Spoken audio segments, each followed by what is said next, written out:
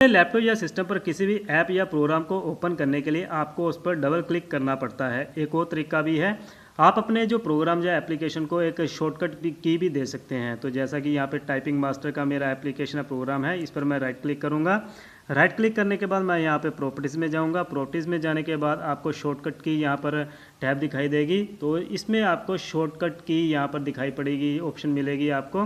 तो जिस भी की को आप यहाँ पर देना चाहते हैं तो उसको प्रेस करेंगे। तो जैसा कि मैं यहाँ पर वाई दे देता हूँ, तो यहाँ पर आप देख सकते हैं शॉर्टकट की यहाँ पर बन चुकी है Ctrl+Alt+Y।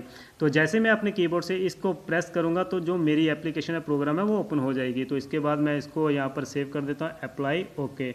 तो जैसे मैं अपने लैपटॉप से यहाँ पर Ctrl+Shift+Alt प्रेस करूँगा तो ये मेरी एप्लीकेशन यहाँ पर ओपन हो जाएगी।